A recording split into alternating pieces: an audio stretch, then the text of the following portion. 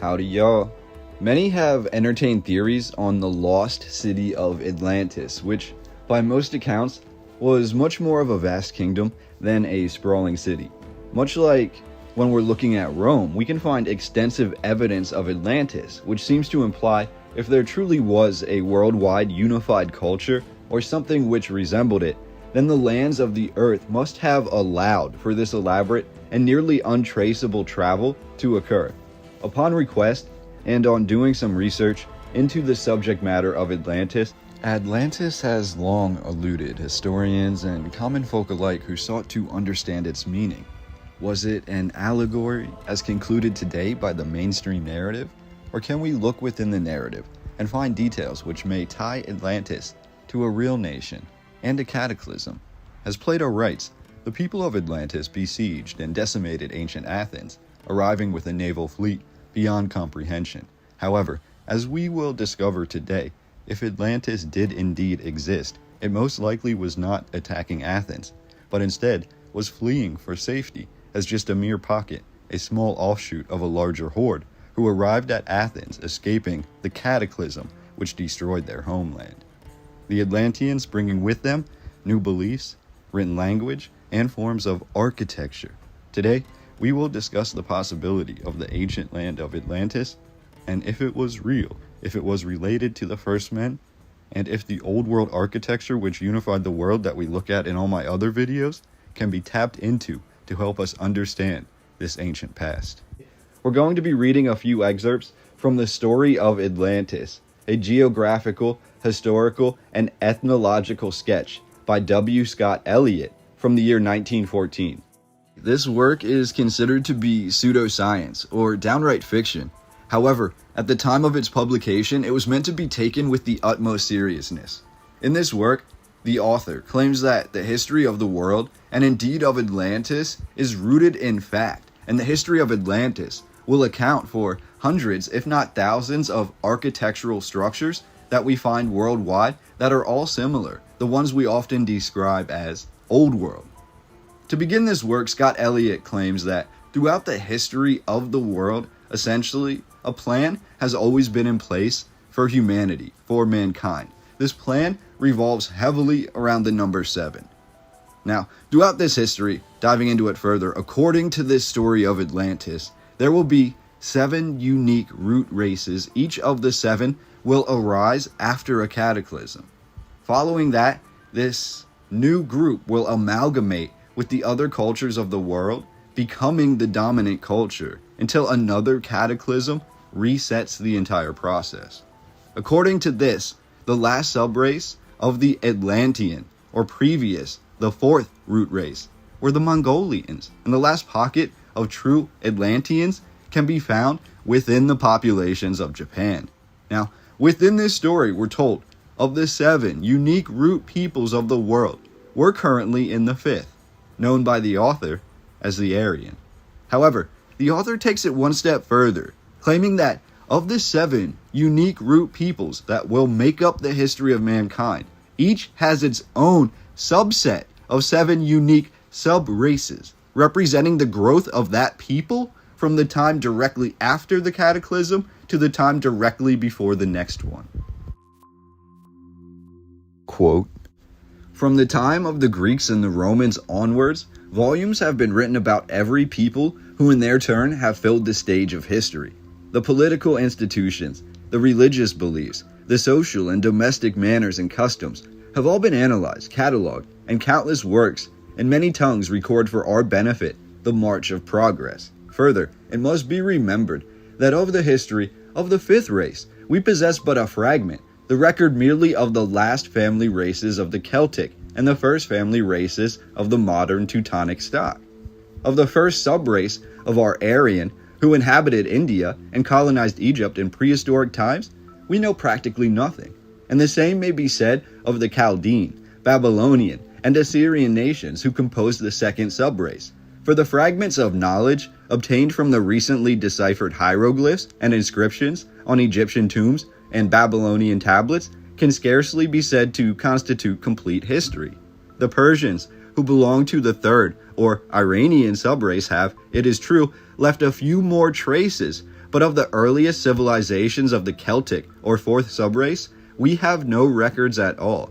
It is only with the rise of the last family shoots of the Celtic stock, meaning the Greek and the Roman peoples, that we come upon modern historic times. In addition, also to the blank period in the past, there will be a blank period in the future.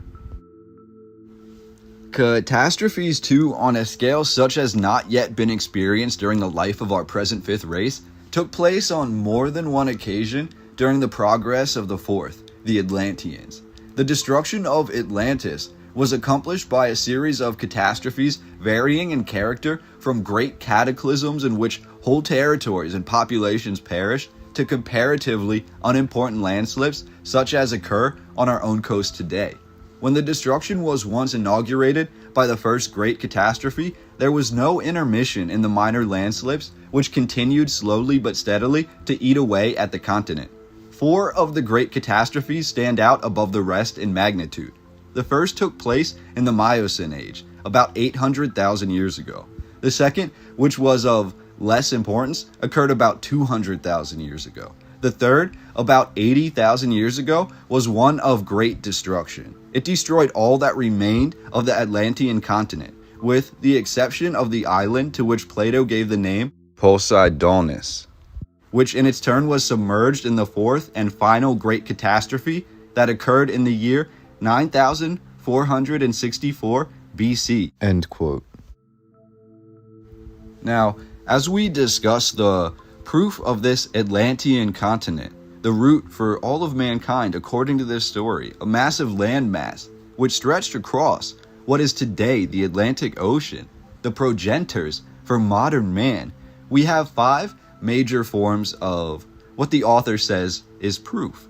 And I quote, "These may be grouped into the 5 following classes. First, the testimony of the deep sea soundings. Second, the distribution of fauna and flora. Third, the similarity of language and of ethnological type. Fourth, the similarity of religious belief, ritual, and architecture. Fifth, the testimony of ancient writers, of early race traditions, and of archaic flood legends."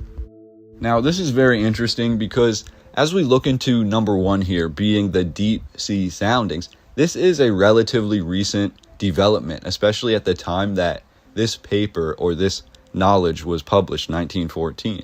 We have the first exploration of the deep sea, and upon diving into the Atlantic Ocean, we have evidence that arose that caused at least a couple scientists to question if this was not the lost city of Atlantis. Now, there's a lot of scientific jargon given here, but I'm going to dive into number 2, where we look at the flora and the fauna. And I quote, "Recent discoveries in the fossil beds of Nebraska seem to also prove that the horse originated in the Western Hemisphere, for that is the only part of the world where fossil remains have been discovered, showing that various intermediate forms have been identified as the precursors of the true horse.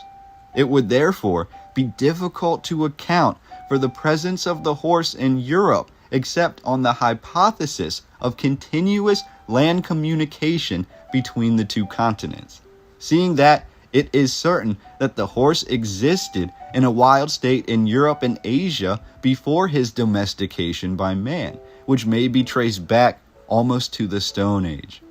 Cattle and sheep, as we now know them, have an equally remote ancestry. Darwin finds domesticated cattle in Europe in the earliest part of the Stone Age, having long before developed out of wild forms akin to the buffalo found in modern America. Remains of the cave lion of Europe are also found in North America, meaning essentially that the horse and the cattle or the cow, as well as the lion, all originated in North America. How could this be unless there was a landmass to connect America to the better part of the world? And I quote, "But the greatest problem of all is that of the plantain or banana. Professor Kunz, an eminent German botanist, asks, in what way was this plant, a native of tropical Asia and Africa, which cannot stand a voyage through the temperate zone, carried to America. As he points out, the plant is seedless. It cannot be propagated by cuttings, neither has it a tuber, which could be easily transported.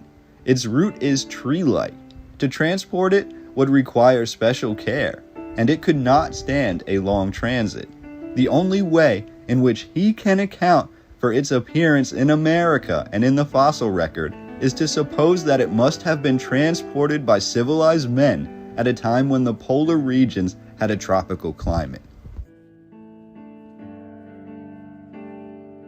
As we begin to look at these ties and we go further than the flora and fauna, we also have the idea of language itself, and I quote, "The Phoenicians apparently were the first nation in the Eastern Hemisphere to use a phonetic alphabet, the characters being regarded as mere signs for sounds. It is a curious fact then that at an equally early date we find a phonetic alphabet in Central America amongst the Maya of Yucatan, whose traditions ascribe the origin of their civilization to a land across the sea to the east. 1/3 of the tongue of the Maya is pure Greek.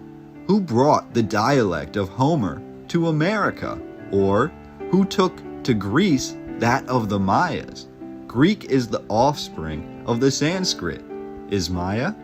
Still more surprising is to find 13 letters of the Maya alphabet bearing most distinct relation to the Egyptian hieroglyphic signs for the same letters. It is probable that the earliest form of alphabet was hieroglyphic, the writing of the gods, as the Egyptians called it, and that it developed later in Atlantis into the phonetic. It would be natural to assume that the Egyptians were an early colony from Atlantis, as they were, and that they carried away with them the primitive type of writing which was thus left in traces on both hemispheres, while the Phoenicians, who were a seagoing people, obtained and assimilated the later form of alphabet during their trading voyages with the people of the West.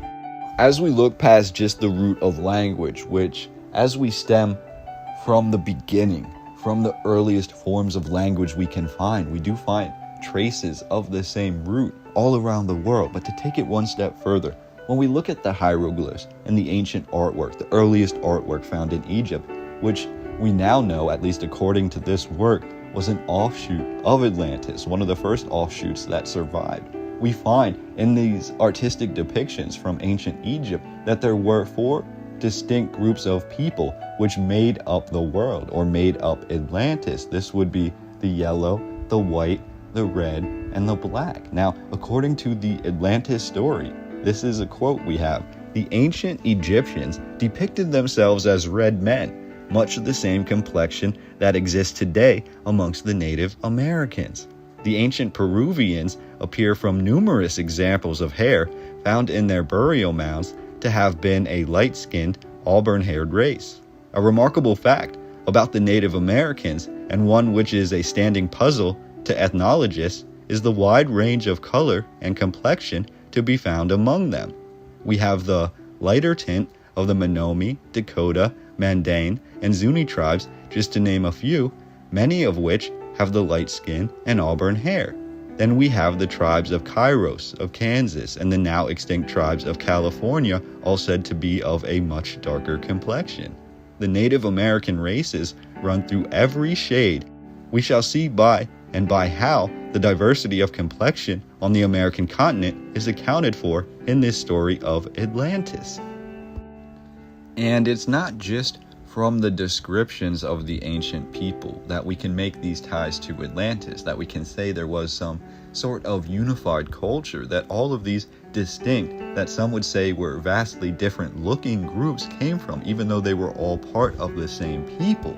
We have another quote here about the first colonists who arrived to America, to North and South America, and what they encountered.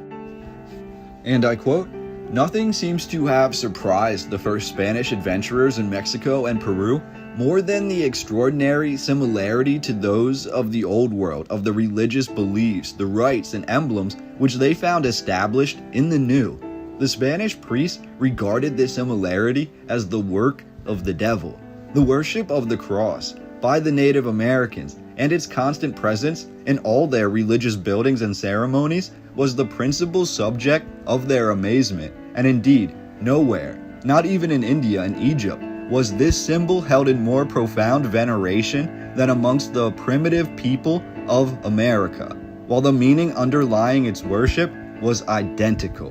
In like manner, in both hemispheres, the worship of the sun disk or circle and of the serpent was universal. And more surprising still is the similarity of the word signifying God in the principal languages of both East and West.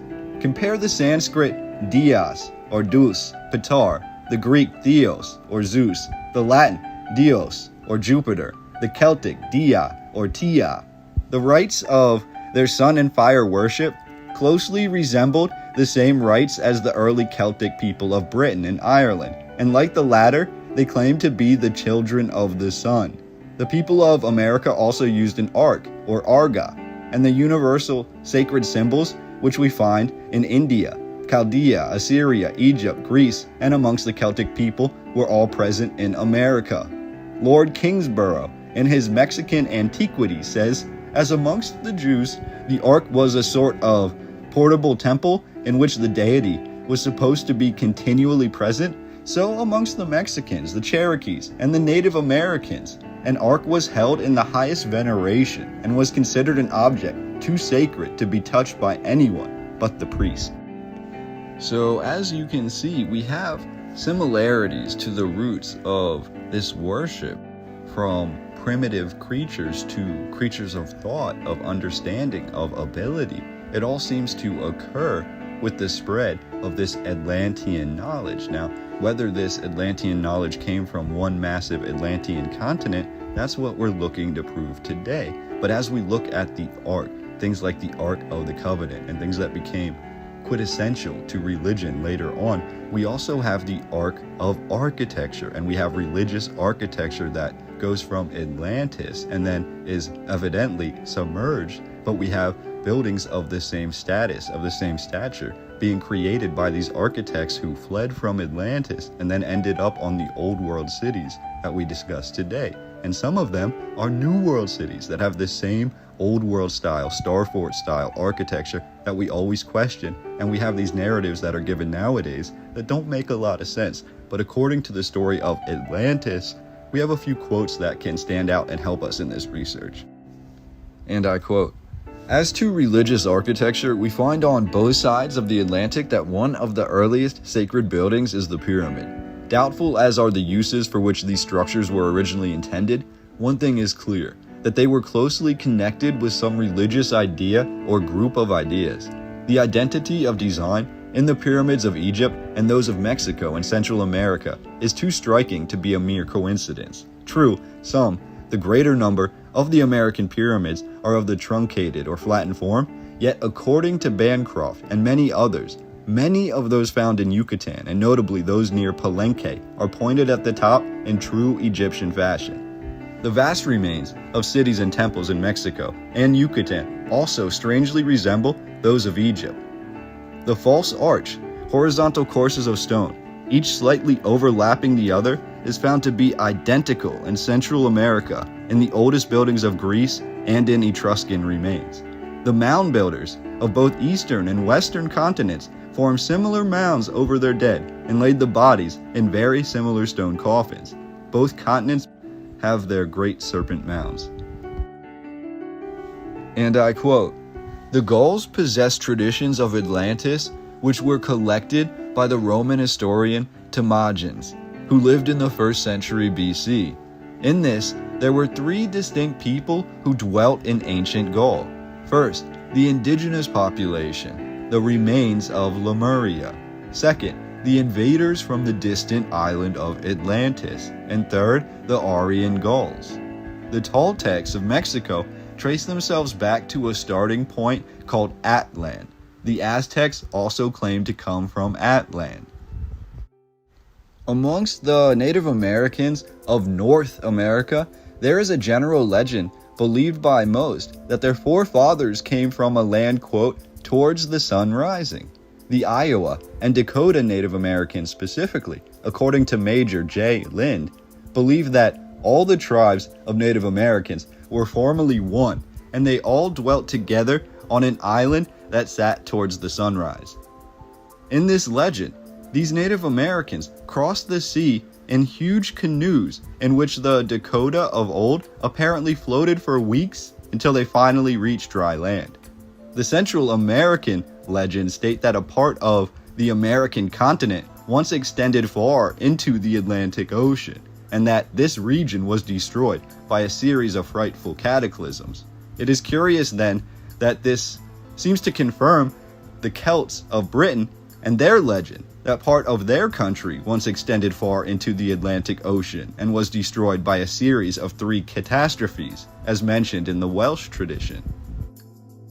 This all leads to really the last thing that ties this all together, and this is something that countless people have mentioned for hundreds of years, and that's the idea that every single ancient culture seems to have a flood story, a story of the deluge, a story of the most recent cataclysm, or the largest cataclysm within the last, well, I'll let you decide when you think it really occurred. Now, we also have stories of the mini or little ice ages that occurred, and different things about areas of the earth that maybe were once more accessible or once had larger populations that eventually either froze over, or these areas were abandoned, or the land itself shifted. However, when we look at the major cataclysm, the one that we find in every culture around the world is the flood.